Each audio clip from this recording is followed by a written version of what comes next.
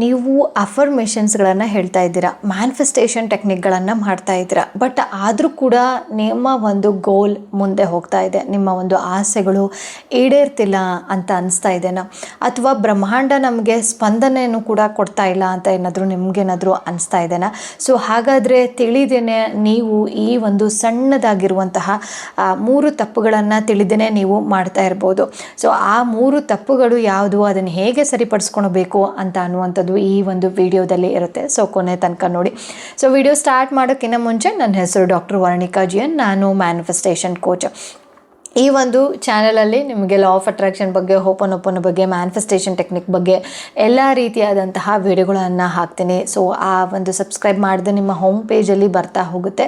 And returning subscribers ಇದ್ರೆ support ಮಾಡ್ತಾ ಇದ್ದೀರಾ, ಅವ್ರಿಗೆಲ್ಲರಿಗೂ ಕೂಡ ತುಂಬಾ ಧನ್ಯವಾದಗಳು.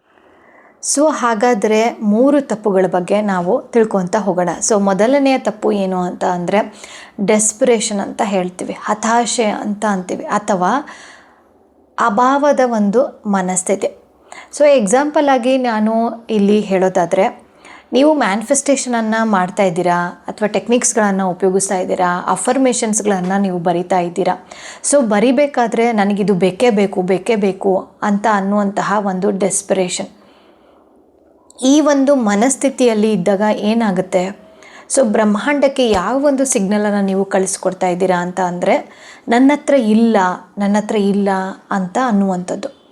ಸೊ ಯಾವಾಗ ನೀವು ನನಗಿದು ಬೇಕೇ ಬೇಕು, ಏನಾಗುತ್ತೋ ಗೊತ್ತಿಲ್ಲ, ನನಗೆ ಬೇಕೇ ಬೇಕು ಅಂತೇಳಿ ಅರ್ಜೆನ್ಸಿ ನಾವು ಯಾವಾಗ ಕ್ರಿಯೇಟ್ ಮಾಡಿಕೊಂಡು ಅಫರ್ಮೇಷನ್ಸ್ಗಳನ್ನು ಬರಿತೀವಿ ಅಥವಾ ಮ್ಯಾನಿಫೆಸ್ಟೇಷನ್ ಟೆಕ್ನಿಕ್ಗಳನ್ನು ಮಾಡ್ತೀವಿ, ಸೊ ಆಗ ನಮಗೆ ತಿಳಿದೇನೆ ಒಂದು ಸಬ್ಕಾನ್ಷಿಯಸ್ ಮೈಂಡಲ್ಲಿ ಒಂದು ಡೆಸ್ಪಿರೇಷನ್ ಅಂತ ಅನ್ನುವಂಥದ್ದು ಯಾವಾಗ ಸಿಗುತ್ತೋ ಏನೋ ಅಂತ ಅನ್ನುವಂತಹ ಭಾವನೆ ಸ್ಟಾರ್ಟ್ ಆಗಿಬಿಡುತ್ತೆ.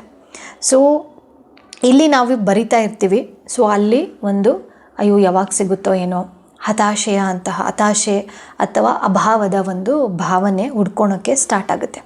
ಸೊ ಲಾ ಆಫ್ ಅಟ್ರಾಕ್ಷನ್ ಪ್ರಕಾರ ಏನು ಹೇಳುತ್ತೆ, ನೀವು ಯಾವ ಒಂದು ಭಾವನೆಯನ್ನು ಇರ್ತೀರೋ ಅದೇ ರೀತಿಯಾದಂತಹ ಭಾವನೆಗಳನ್ನು ಸ್ವೀಕಾರ ಮಾಡಿ ನಿಮ್ಮ ಒಂದು ಲೈಫ್ಗೆ ಅದು ಕೊಡುತ್ತೆ ಅಂತ ಅಲ್ವಾ.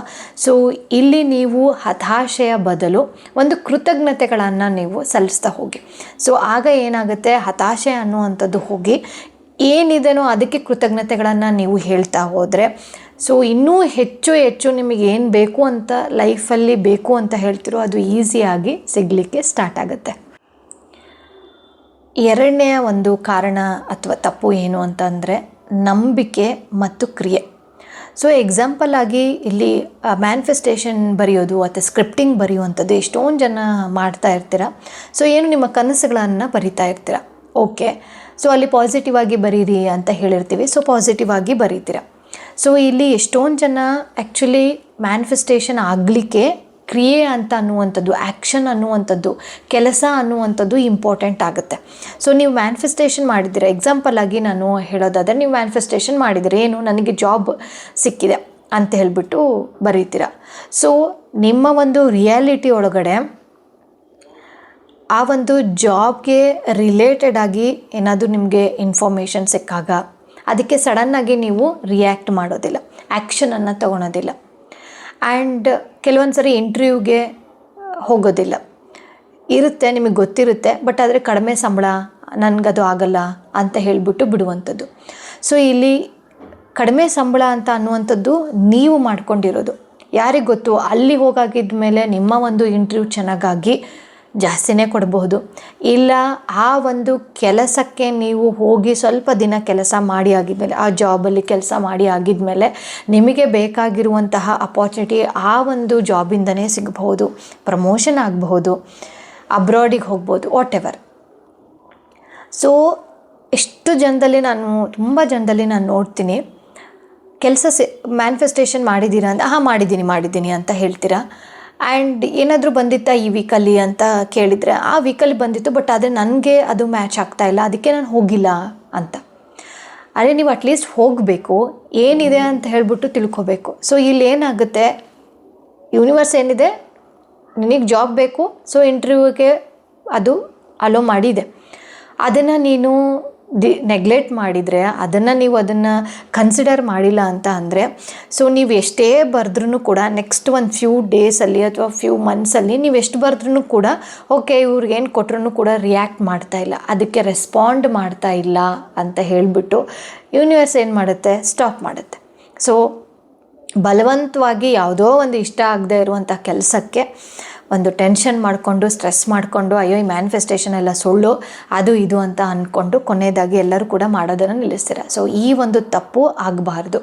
ಸೊ ನೀವು ಏನನ್ನು ಬರೀತಿರೋ ಅದ್ರ ರಿಲೇಟೆಡ್ ಆಗಿ ಆ್ಯಕ್ಷನನ್ನು ತೊಗೋಬೇಕು. ಸೊ ಬರೀ ಇಲ್ಲಿ ಬರೆದ್ಬಿಟ್ಟು ಸುಮ್ಮನೆ ಕೂತ್ಕೊಳ್ತೀವಿ ಅಂತಂದರೆ ಖಂಡಿತವಾಗ್ಲೂ ಕೂಡ ಮ್ಯಾನಿಫೆಸ್ಟೇಷನ್ ಟೆಕ್ನಿಕ್ಕು ಯಾವುದು ಕೂಡ ವರ್ಕ್ ಆಗಲ್ಲ. ಸೊ ಇಲ್ಲಿ ನಂಬಿಕೆನೂ ಇಡಬೇಕು, ಪ್ಲಸ್ ನೀವು ಅದಕ್ಕೆ ರಿಲೇಟೆಡ್ ಆಗಿ ಕ್ರಿಯೆಯನ್ನು ನೀವು ಕೆಲಸವನ್ನು ಮಾಡಬೇಕು. ಕಾರಣ ನಂಬರ್ 3 ಅಥವಾ ತಪ್ಪು ನೀವೆಲ್ಲಿ ಮಾಡ್ತಾ ಇದ್ದೀರಾ ಅಂತ ಅನ್ನುವಂಥದ್ದು. ಸೊ ಮೂರನೇದೇನು ಅಂತ ಅಂದರೆ ಸಬ್ಕಾನ್ಷಿಯಸ್ ರೆಸಿಸ್ಟೆನ್ಸ್. ಸೊ ಮ್ಯಾನಿಫೆಸ್ಟೇಷನ್ ಮಾಡಬೇಕಾದ್ರೆ ಯೂಶ್ವಲ್ ಆಗಿ ಫಸ್ಟ್ ಮಾಡುವಂಥದ್ದು ಜರ್ನಲಿಂಗ್ ಬರೀತೀರಾ ಮ್ಯಾನಿಫೆಸ್ಟೇಷನ್ ಟೆಕ್ನಿಕಲ್ಲಿ. ಸೊ ಅಲ್ಲಿ ನಾನು ಶ್ರೀಮಂತನಾಗಿದ್ದೇನೆ, ನಾನು ಸಮೃದ್ಧಳಾಗಿದ್ದೇನೆ, ನನಗೆ ಆಲ್ರೆಡಿ ಜಾಬ್ ಸಿಕ್ಕಿದೆ, ಹಾಗೆ ಹೀಗೆ ಅಂತೇಳ್ಬಿಟ್ಟು ಎಲ್ಲದನ್ನು ಕೂಡ ಬರೀತೀರಾ. ಬಟ್ ಆದರೆ ನಿಜವಾಗ್ಲೂ ಕೂಡ ನೀವು ಅದನ್ನು ನಂಬಿದ್ದೀರಾ ಅಂತ ಅನ್ನುವಂಥದ್ದು. ಸೊ ಇಲ್ಲಿ ಒಂದು ಸಬ್ಕಾನ್ಷಿಯಸಲ್ಲಿ ಲಿಮಿಟಿಂಗ್ ಬಿಲೀಫ್ಸನ್ನು ಹಾಕ್ಕೊಂಡು ಇರುವಂಥದ್ದು ಒಂದು. ಆ್ಯಂಡ್ ಇನ್ನೊಂದೇನು ಅಂತ ಅಂದರೆ ಹೆದರಿಕೆಯಿಂದ ಅಲ್ಲಿ ಹೇಳೋದು ನಾನು ಶ್ರೀಮಂತನಾಗಿದ್ದೇನೆ, ನಾನು ಸಮೃದ್ಧಳಾಗಿದ್ದೇನೆ, ನಾನು ಯೂನಿವರ್ಸ್ಗೆ ಕಾಯ್ತಾ ಇದ್ದೀನಿ, ನನಗೆ ಆಲ್ರೆಡಿ ಸಿಕ್ಕಿದೆ ಅಂತ ಹೇಳಿಬಿಟ್ಟು ನೀವು ಹೇಳ್ತಾ ಇರ್ತೀರ. ಬಟ್ ಆದರೆ ಎಲ್ಲೋ ಒಂದು ಮನಸ್ಸಲ್ಲಿ ದುಡ್ಡು ಅಂದರೆ ಓಕೆ ನನಗೆ ಹೆದರಿಕೆ ಅನಿಸುತ್ತೆ, ನನಗೆ ಹೊಸದು ಏನಾದರೂ ಸ್ಟಾರ್ಟ್ ಮಾಡಬೇಕು ಅಂತ ಅಂದರೆ ನಿಜವಾಗ್ಲೂ ಕೂಡ ಹೆದರಿಕೆ ಇದೆ, ನನಗೆ ಪಾಸ್ಟಲ್ಲಿ ನನಗೆ ಬಿಸ್ನೆಸ್ ಲಾಸ್ ಆಗಿತ್ತು, ಪಾಸ್ಟಲ್ಲಿ ನನಗೆ ಇಂಟರ್ವ್ಯೂ ಕೈ ಕೊಟ್ಟಿತ್ತು, ಸೊ ಇವಾಗಲೂ ಕೂಡ ಹಂಗೆ ಆಗಿಬಿಟ್ರೆ, ಈ ಥರದ್ದು ಬಿಲೀಫ್ಸ್ಗಳು ನಿಮ್ಮ ಒಂದು ಮ್ಯಾನಿಫೆಸ್ಟೇಷನನ್ನು ಡಿಲೇ ಮಾಡಲಿಕ್ಕೆ ಕಾರಣಗಳು. ಸೊ ಇದೇ ಕಾರಣ ಸಬ್ಕಾನ್ಷಿಯಸ್ ಮೈಂಡಲ್ಲಿ ರೆಸಿಸ್ಟೆನ್ಸ್ ಆಗಿರುವಂಥದ್ದು. ಲಿಮಿಟಿಂಗ್ ಬಿಲೀಫ್ಸ್ ಅಂತ ಹೇಳ್ತೀವಿ. ಸೊ ನೀವೇನನ್ನು ಆಗೋದಿಲ್ಲ ಆದರೆ ಅಂತೇಳ್ಬಿಟ್ಟು ಏನು ಡ್ಯಾಶ್ ಸೆಂಟೆನ್ಸ್ಗಳನ್ನು ಹೇಳ್ತಿರಲ್ಲ, ಸೊ ಅದೆಲ್ಲದು ಕೂಡ ಲಿಮಿಟಿಂಗ್ ಬಿಲೀಫ್ಸು. ಸೊ ಆ ಒಂದು ಲಿಮಿಟಿಂಗ್ ಬಿಲೀಫ್ಸನ್ನು ನೀವು ಬಿಟ್ಟು ಸಂಪೂರ್ಣವಾಗಿ ಏನನ್ನು ಚಾಯ್ಸಸ್ ಇದೆ ನಿಮ್ಮ ಒಂದು ಲೈಫಲ್ಲಿ, ನೀವು ಮ್ಯಾನಿಫೆಸ್ಟೇಷನ್ ಏನೇ ಮಾಡ್ತಾ ಇರ್ಬೋದು. ಸೊ ಯಾವುದೇ ರೀತಿಯಾದಂತಹ ಲಿಮಿಟಿಂಗ್ ಬಿಲೀಫ್ಸನ್ನು ಇಟ್ಕೊಳ್ತೆ ಸಬ್ಕಾನ್ಷಿಯಸ್ ಮೈಂಡಿಗೆ ಫುಲ್ ರಿವೈರಿಂಗ್ ಮಾಡುವಂತಹ ಒಂದು ಪ್ರೋಗ್ರಾಮ್ ಏನೇನೆಲ್ಲ ಹೇಳ್ತೀವಲ್ಲ, ಸೊ ಆ ರೀತಿ ನೀವು ಮಾಡ್ತಾ ಹೋದರೆ ಸೊ ನಿಮ್ಮ ಒಂದು ಮ್ಯಾನಿಫೆಸ್ಟೇಷನ್ ನಿಮಗೆ ಯಾವಾಗ ಬೇಕು ಅಥವಾ ನಾಳೆನೇ ಆಗಬೇಕು ನಾಡದ್ದೇ ಆಗಬೇಕು ಅಂತ ನೀವೇನೆಲ್ಲ ಅಂದ್ಕೊಂಡಿರ್ತೀರಲ್ಲ, ಸೊ ಇದೆಲ್ಲದು ಕೂಡ ಆಗಲಿಕ್ಕೆ ಶುರುವಾಗುತ್ತೆ.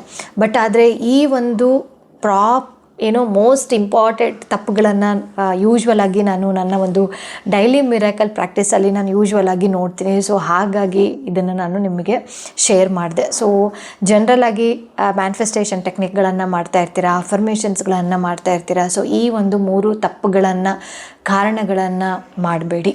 ಓಕೆ, ಸೊ ಯಾವಾಗ ನೀವು ತಪ್ಪುಗಳನ್ನು ಮಾಡೋದು ಬಿಡ್ತೀರಾ ಆಟೋಮೆಟಿಕ್ಕಾಗಿ ನಿಮ್ಮ ಒಂದು ಮ್ಯಾನಿಫೆಸ್ಟೇಷನ್ ವರ್ಕ್ ಆಗಲಿಕ್ಕೆ ಸ್ಟಾರ್ಟ್ ಆಗುತ್ತೆ.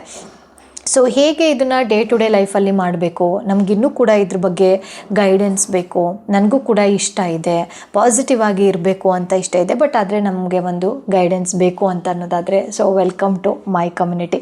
ಸೊ ಡೈಲಿ ಮಿರಾಕಲ್ ಪ್ರಾಕ್ಟೀಸ್ ಅಂತ ಅನ್ನುವಂಥದ್ದು 5 days ಫ್ರೀ ಆಗಿ ಇರುತ್ತೆ. ಓಕೆ, ಸೊ ಯಾರಿಗೆಲ್ಲ ಇಂಟ್ರೆಸ್ಟ್ ಇದೆನೋ ಕೆಳಗಡೆ ಕೊಟ್ಟಿರುವಂತಹ ಡಿಸ್ಕ್ರಿಪ್ಷನ್ ಬಾಕ್ಸಲ್ಲಿ ವಾಟ್ಸಪ್ ಗ್ರೂಪಿಂದು ಕಮ್ಯುನಿಟಿದು, ಇದು ಗ್ರೂಪ್ ಅಲ್ಲ ಕಮ್ಯುನಿಟಿಯ ಒಂದು ಲಿಂಕ್ ಇರುತ್ತೆ.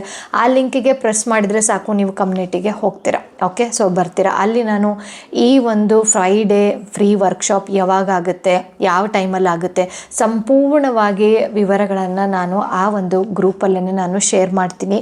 ಆ್ಯಂಡ್ ಕ್ಲಾಸ್ಗೆ ಬೇಕಾಗುವಂತಹ ಝೂಮ್ ಲಿಂಕ್ಗಳನ್ನು ಕೂಡ ನಾನು ಆ ಒಂದು ಕಮ್ಯುನಿಟಿಯಲ್ಲಿ ಇರ್ತೀನಿ. ಸೊ ಕಮ್ಯುನಿಟಿಯಲ್ಲಿ ಇರುವಂಥದ್ದು ಇಂಪಾರ್ಟೆಂಟ್ ಆಗಿರುತ್ತೆ.